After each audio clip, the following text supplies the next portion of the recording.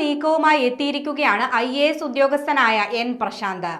Chief secretary Sharada മുരളീധരന് N Prashanth IAS വക്കീൽ notice അയച്ചു. സർക്കാർ രേഖയിൽ കൃത്രിമം കാട്ടിയവർക്കെതിരെ നടപടി വേണമെന്നാവശ്യപ്പെട്ടാണ് നോട്ടീസ്. ക്രിമിനൽ ഗൂഢാലോചന, വ്യാജരേഖ ചമയ്ക്കൽ തുടങ്ങിയ കുറ്റങ്ങൾ ആരോപിച്ചാണ് വക്കീൽ നോട്ടീസ് അയച്ചിരിക്കുന്നത്.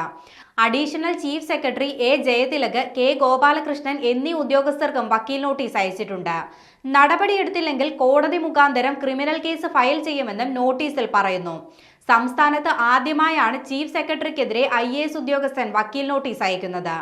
വിഷയത്തിൽ നടപടി ഉണ്ടായില്ലെങ്കിൽ കോടതിയെ സമീപിക്കുമെന്നും N പ്രശാന്ത് വ്യക്തമാക്കി. നേരത്തെ ഉന്നതിയിലെ ഫയലുകൾ N പ്രശാന്ത് IAS കൈമാറിയില്ലെന്ന് ചൂണ്ടിക്കാട്ടി K ഗോപാലകൃഷ്ണൻ IASന്റെ 2 കത്തുകൾ പുറത്തു വന്നിരുന്നു. ജയതിലകിനെതിരെ ഫേസ്ബുക്കിലിട്ട പോസ്റ്റ് ചൂണ്ടിക്കാട്ടിയാണ് തന്നെ സസ്പെൻഡ് ചെയ്തത്. എന്നാൽ തെളിവ് നശിപ്പിക്കുകയും കൃത്രിമരേഖ നിർമ്മിക്കുകയും ചെയ്തിട്ടും ജയതിലക് ഇപ്പോഴും സർവീസിൽ തുടരുകയാണെന്നും N പ്രശാന്ത് ചൂണ്ടിക്കാട്ടി. മല്ലു ഹിന്ദു വാട്സ്ആപ്പ് ഗ്രൂപ്പ് വിവാദത്തിലാണ് K ഗോപാലകൃഷ്ണൻ IASനെതിരെയുള്ള വക്കീൽ നോട്ടീസ്.